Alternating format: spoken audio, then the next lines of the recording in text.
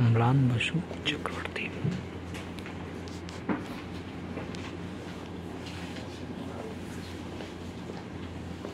নমস্কার।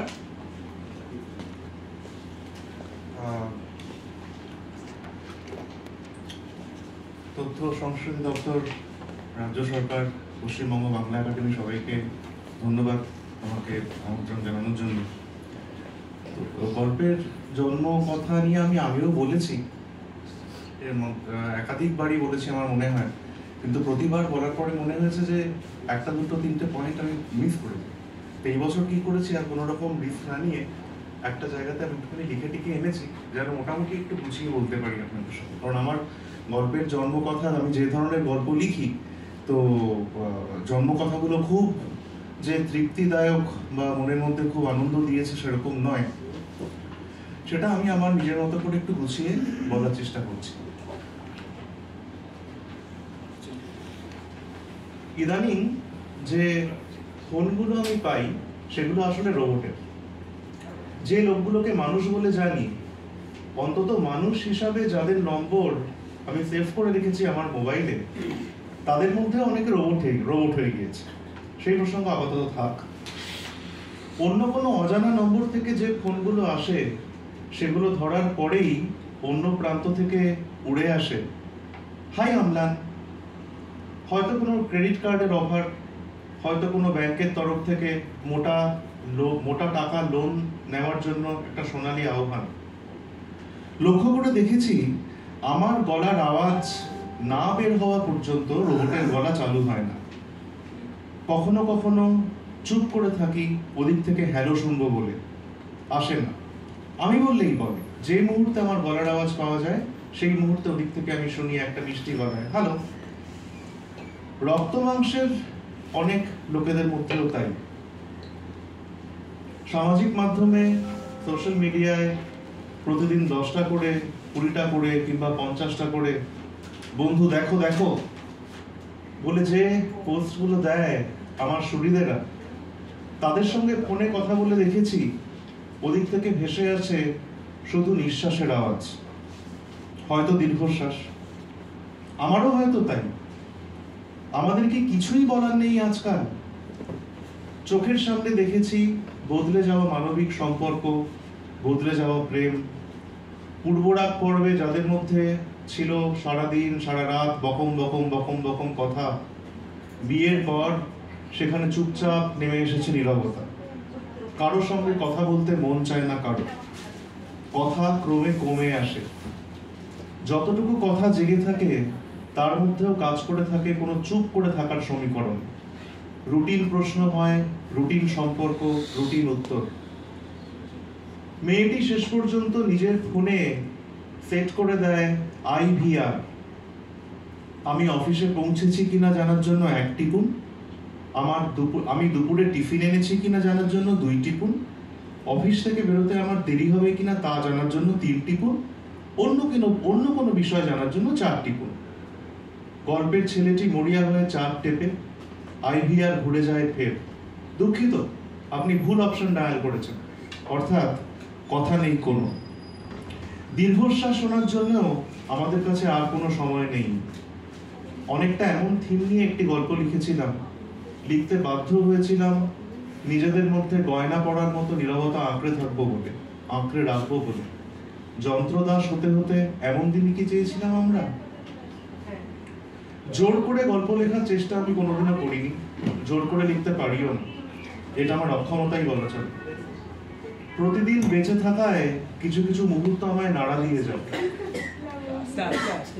দিয়ে যায় কথাটা বলা ঠিক হলো না, যেন হঠাৎ চাবুক মারে পিঠে। হুররে বলতে বলতে আমি হয়তো তখন নাচছি কোনো ডিস্কো থেকে, কোনো লাউঞ্জে, অফিসের পরে কোনো আড্ডায়। বিদ্যুৎ খেলে যায় শরীরে। কিছুক্ষণ পরে পিঠের মধ্যে হাত দিয়ে দেখি আঙুলগুলো ভরে গিয়েছে রক্তে। 3 বছরের ছেলেকে ভালো করে কম্পিউটার লিটারেট করার জন্য মহার্ঘ ল্যাপটপ কিনেছিল আমার এক বন্ধু। ছেলেকে এক্সেল শেখাবে, ফর্মুলা শেখাবে, যোগ বিয়োগ গুণ ভাগ, ওকে যে বানাতেই হবে সবার সেরার সেরা। আর ছোট ছেলেটি দিনরাত জানলা দিয়ে বাইরে উড়ে বেড়ানো প্রজাপতি দেখে, বেঁচে থাকার দূষিত কোলাহলে পাখির ডাক শুনে চেঁচিয়ে ওঠে, বাবা, ড্যাডি, টিয়া টিয়া, কিংবা বলে ওঠে, কোকিল ডেকে উঠলো বাবা, কোকিল। নতুন ল্যাপটপ অন হয়, পাওয়ার বাটনের পাশে টুক করে জ্বলে ওঠে সবুজ একটা আলো, মৃদু আলো। ছেলেটা বাবাকে জড়িয়ে ধরে বলে, বাবা, জোনাকি, জোনাকি। আমার বন্ধু ঘাবড়ে যায়, সিট বেল্টের মতো সন্তানকে আঁকড়ে ধরে তাকে এক্সেল পাঠ দিতে চায়। তবে সেই শিশুর চোখে ল্যাপটপ বিন্দু বা ল্যাপটপের মধ্যে সেই জোনাকি বিন্দু থেকে চোখ সরে না। রান্নাঘরের চিমনি থেকে যেমন ধোঁয়া বেরোয়, ঠিক তেমন করে আমার বন্ধুর গলা থেকে বেরিয়ে এসেছিল দীর্ঘশ্বাস। এমন কাতরতার তো জন্ম দিয়েছি আমরা, এই কাতরতা নিয়ে আমরা বাঁচি।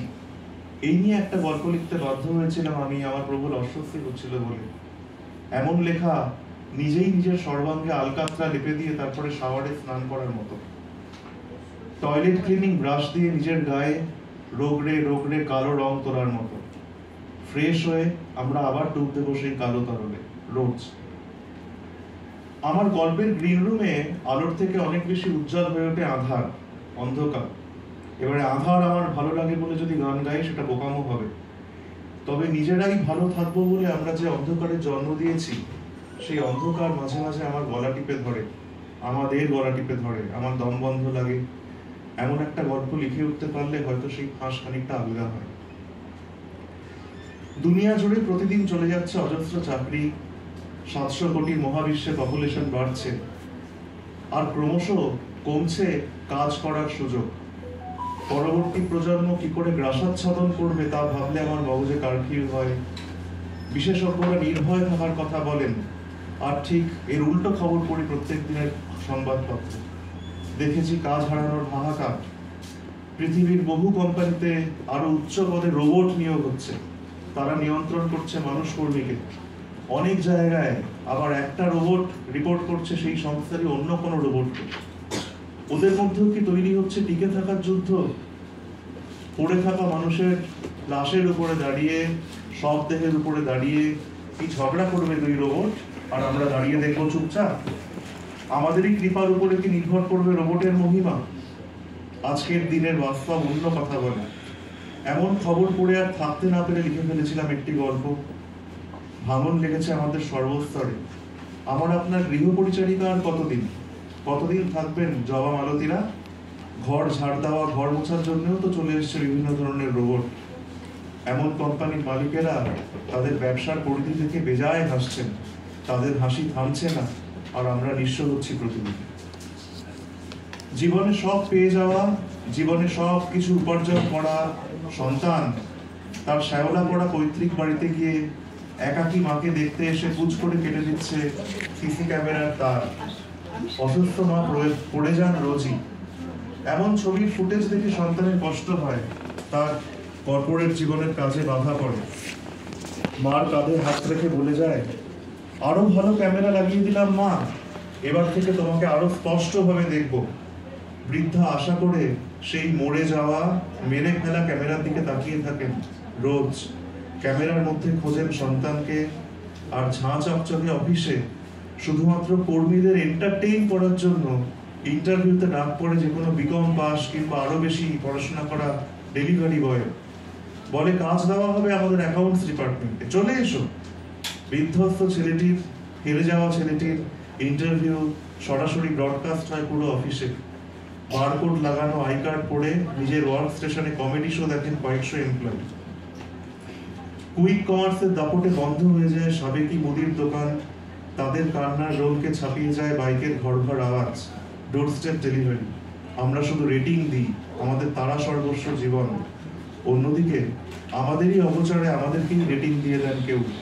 বেঁচে থাকতে থাকতে আমরা তার মর্ম বুঝি না।